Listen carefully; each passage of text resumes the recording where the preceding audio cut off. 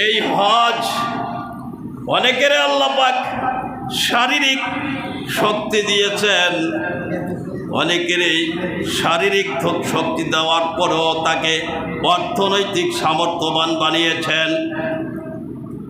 পারিবারিকভাবে কোনো বাধা নাই, জালেম সরকারের পক্ষ থেকেও কোনো বাধা বিঘ্ন নাই, এমন কোনো রোগ ব্যাধিও নাই যেই রোগ ব্যাধির কারণে সফরে যেতে বাধা। এমন ব্যক্তিদের উপরে হজ ফরজ, তারপরও তারা হজ করে না, আসে না? এরকম হাদিস শরীফ কি বলে দেখেন, কালান নবী আলাইহিস সালাতু ওয়াস সালাম মাল্লাম ইয়ামনাহু মিনাল হজ্জি হাজাতুন যাহিরাতুন আও সুলতানুন জাইরুন আও মারাদুন হাবিসুন ফামাতা ওয়ালাম ইয়াহুজ্জা লিল্লাহি ফালিয়ামুত ইনশাআ ইয়াহুদিয়্যা ওয়া ইনশাআ নাসরানিয়্যা।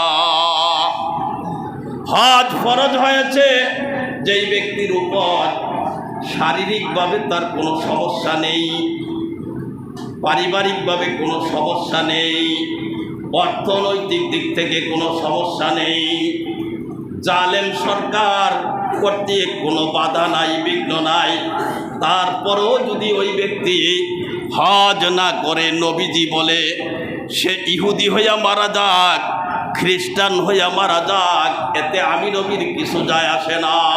চিল্লায়া বলি নাউযুবিল্লাহ। কত বড় মারাত্মক কথা! কত ব্যক্তিরা আছে যাদের উপরে হজ ফরজ হয়ে রয়েছে আরো 20 বছর আগে, ঠিক নেই? ঠিক নেই, কিন্তু খবরও নাই। অথচ হজের মাসালা হচ্ছে যখনই তার উপর হজ ফরজ হয়েছে তখনই হজ, সামনে যেই হজের মৌসুম আছে ওই মৌসুমে হজ আদায় করে নেওয়া। কিন্তু তিনি অর্থ ব্যয় হয়ে যাবে ওই মায়ায় পড়ে, ছেলে মেয়ে বিবাহযোগ্যা এই কারণে, অথবা অন্য কোনো সমস্যা যেগুলি শরীয়ত অ্যাকসেপ্ট করে না, এমন কোনো সমস্যার কারণে তিনি হজের সফরে যায় না। নবীজি বলেন ওই ব্যক্তিটা ইহুদি হইয়া মারা যাক অথবা খ্রিস্টান হইয়া মারা যাক, এতে আমার কিছু যায় আসে না। মারাত্মক কথা। যাদের উপরে হজ ফরজ হয়েছে যোগ বিয়োগ করে দেখেন, কারেন্ট নাই, কারেন্ট নাই, যোগ বিয়োগ করে দেখেন আপনার অর্থনৈতিক সচ্ছলতা কত দূর। কেন আপনি অলসতা করছেন?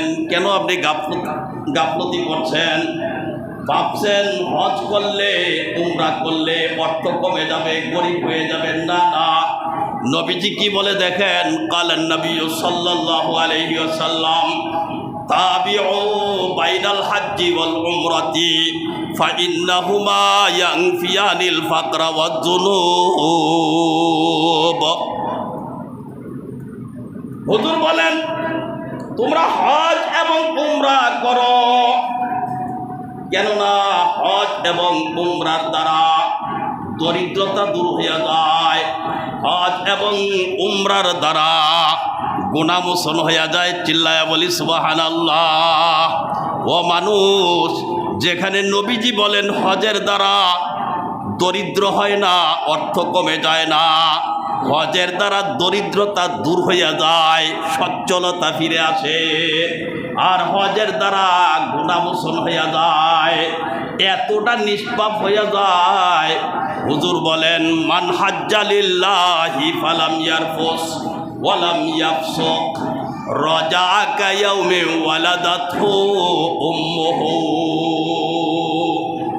হুজুর বলেন যেই ব্যক্তি হজের সফরে গেল একমাত্র আল্লাহকে রাজি খুশি করার উদ্দেশ্যে, আল্লাহর নৈকট্য লাভের আশায় হজের সফরে যায়া কাউকে কষ্ট দিল না, কাউকে গালি দিল না, কারোর কোনো ক্ষতি সাধন করল না, কোনো ফাঁসিকি আচার আচরণ করল না, এমনভাবে যদি সে হজের কাজ সম্পন্ন করে বাড়িতে ফিরে, তো হুজুর বলেন সে যেন এমনভাবে বাড়িতে ফিরল ওই দিন তার মা তাকে প্রসব করেছে। চিল্লায়া বলি সুবহানাল্লাহ।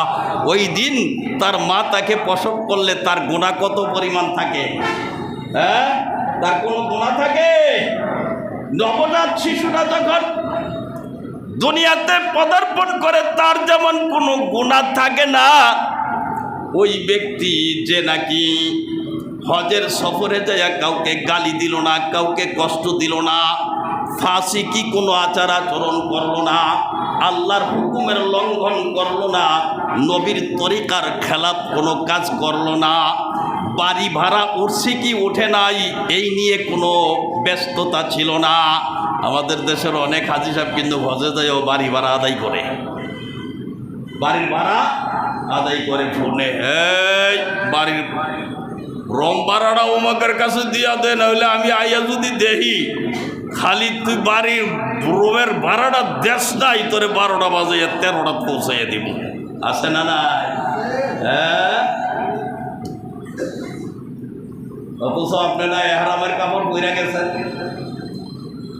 এহরামের কাপড় না পইরা গেছেন, আপনি তো মরা। বোঝেন কিছু? আল্লাহু আকবার তাকবীরে তাহরিমা বইলা নাভির নিচে যখন হাত বাঁধেন, এরপরে এই সানা পড়েন, আউযুবিল্লাহ বিসমিল্লাহ পড়েন, এরপর ঘর সংসার, বাড়ি ঘর, চাকরি নকরি, ব্যবসা বাণিজ্য, খেতি কৃষি, অফিস আদালত, ব্যাংক, বিমা, কোর্ট কাচারি, এগুলি নিয়ে চিন্তা ভাবনা করা হালাল না হারাম? জোরে বলেন, হালাল না হারাম? এরকম নামাজের মধ্যে থাইকে যেমন বাড়ি ভাড়া আদায় করা যায় না, হজের সফরে যাইও বাড়ি ভাড়া আদায় করা যায়। রাগ করলেন নাকি? রাগের কথা না বুঝের কথা? এইরকম কোনো আচরণ বিধি যদি না করা হয়, আল্লাহর হুকুমের লঙ্ঘন যদি না করা হয়, একমাত্র আল্লাহকে রাজি খুশি করার উদ্দেশ্যে হজের সফরে যাই আপনি ফিরে আসতে পারেন নিরাপদে, তো হুজুর বলেন তুমি এমনভাবে এতটা নিষ্পাপ হইয়া ফিরে আসলা যেন ওই দিনই তোমার মা তোমাকে প্রসব করেছে। আল্লাহ তুমি কবুল করো, সকলেই বলি আল্লাহুম্মা আমিন। হজ্জে মাবরুর, বেশি বেশি দোয়া।